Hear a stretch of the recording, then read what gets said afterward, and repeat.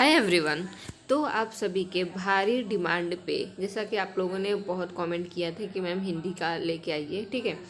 और ये मेरे खुद के लिखे हुए नोट्स हैं जो कि बहुत ही आप लोगों के महत्वपूर्ण होने वाले हैं, जो कि बीपीएससी टीआरई 4 की तैयारी कर रहे हैं, जो कि मैं भी कर रही हूँ अभी। तो इससे आपको बहुत भी हेल्प मिलने वाली है। तो प्लीज़ वीडियो को लास्ट तक देखें, और वीडियो अच्छी लगी तो लाइक और शेयर कर दें और चैनल को सब्सक्राइब कर दें। तो चलिए स्टार्ट करते हैं। पहला हमारा है काल वर्गीकरण, ठीक है। इसमें क्या है, हम पढ़ेंगे आदिकाल, मध्यकाल और आधुनिक काल, ठीक है।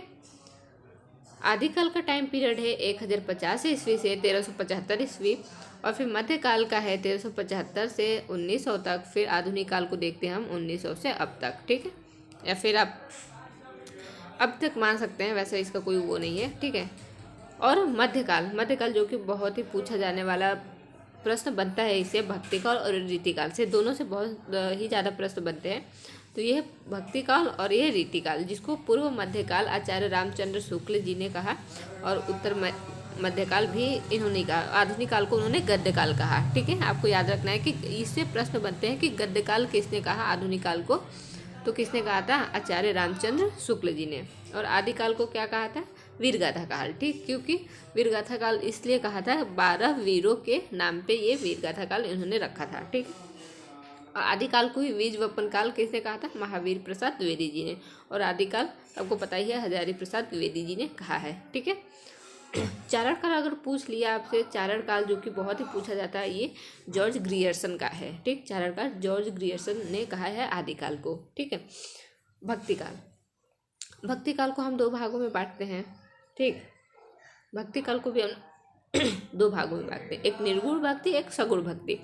निर्गुण भक्ति को भी हम दो भागों में विभाजित करते हैं, ठीक है।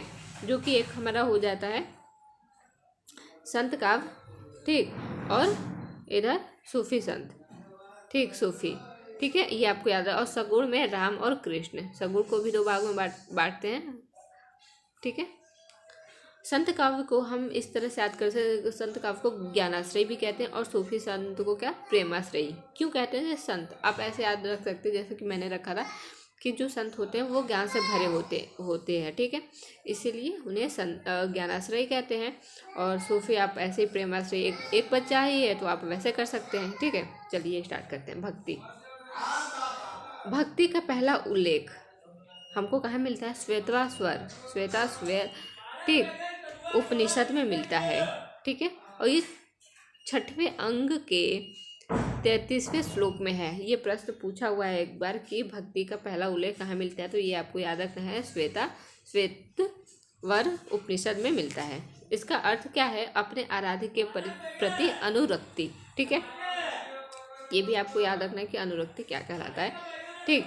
वल्लभाचार्य जी ने क्या कहा, भगवान में महात्म पूर्वक सुदृढ़ एवं सतत स्नेह का भाव होना चाहिए, ठीक। वल्लभाचार्य और आचार्य शुक्ल, धर्म की रसात्मक अनुभूति और प्रेम का योग, ठीक है। धर्म की रसात्मक अनुभूति और प्रेम का योग जो है वो भक्ति है, ठीक।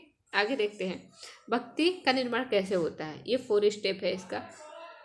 आपको पहले ये जानना होगा, किसी इंसान में जब विश्वास हो जाता है, इंसान हो सकता है वो भगवान है या कोई भी हो सकता है, अगर आपको विश्वास है, फिर आपके लिए उसके मन में श्रद्धा बढ़ेगी।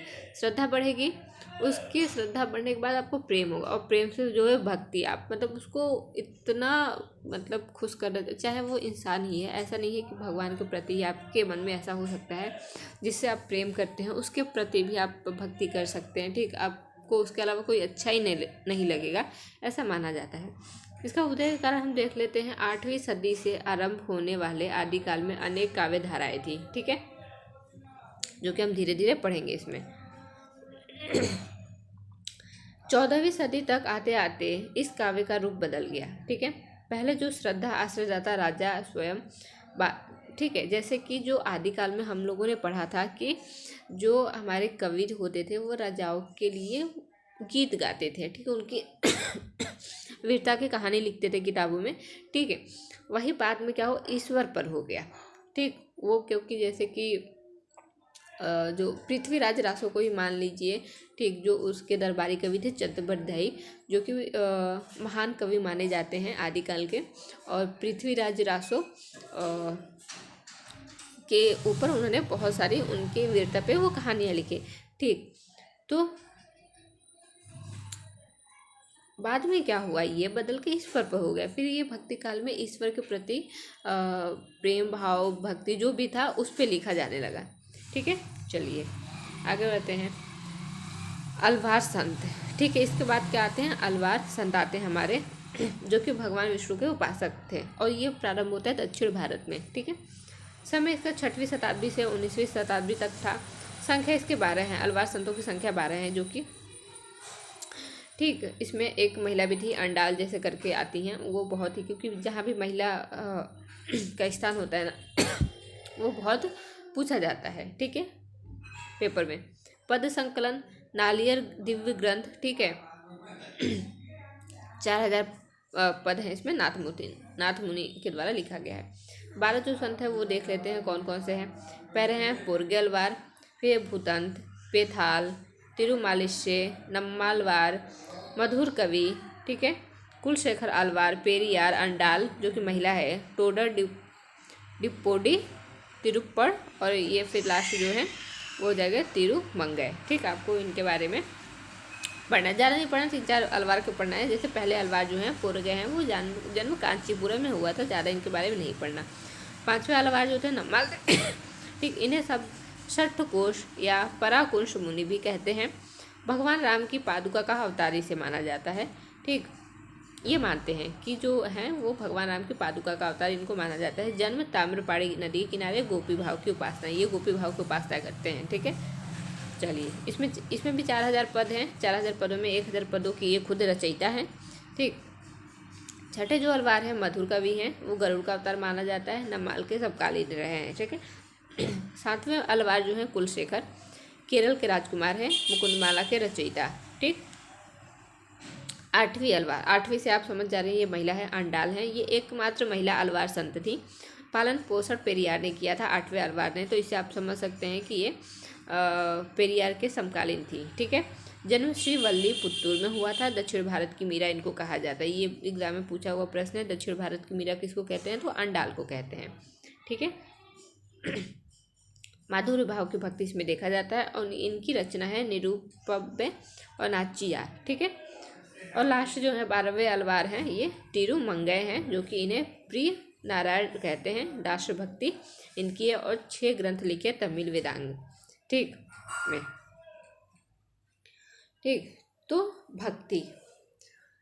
भक्ति की अगर हम बात करते हैं तो ये अमीर खुसरो की मृत्यु के 50 वर्ष बाद, ठीक, भक्ति काल की सीमा का आरंभ होता है।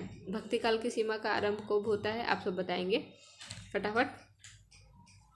1375 के करीब होता है ना, क्योंकि अमीर खुसरो की मृत्यु कब हुई थी, 1325 में समथिंग हुआ था, ठीक। और भक्ति काल जो है तुगलक वंश के से औरंगजेब तक इसका माना जाता है। दक्षिण भारत से भक्ति की यात्रा उत्तर भारत में, ठीक है, यहाँ भारत होगा। अलवार संत, जैसा कि हम लोगों ने पढ़ा है, अलवार संत 6वीं शताब्दी से 9वीं सदी तक ये रहे थे, ठीक। और जो मेन हमारा स्टार्ट हो रहा है वो है यहाँ से बहुत सारे प्रश्न बनते हैं, ठीक। रामानुजाचार्य जो जी हैं, रामानुजाचार्य जी ने स्टार्ट किया था, और इनका श्री संप्रदाय माना जाता है। इनका टाइम पीरियड है 1017 से 1137। इनका जन्म कांचीपुरम में हुआ था। ये भगवान विष्णु की उपासना आरंभ की थी इन्होंने, ठीक। श्री संप्रदाय इन्होंने स्टार्ट किया था। इसमें 2 पंथ थे, बड़कले और तनकले। बड़कले में बड़े बड़ी जाति आते थे, तनकले में छोटे, ठीक। उसके बाद राघवानंद, फिर रामानंद, ठीक है। ये 14वीं काशी में इनका हुआ था।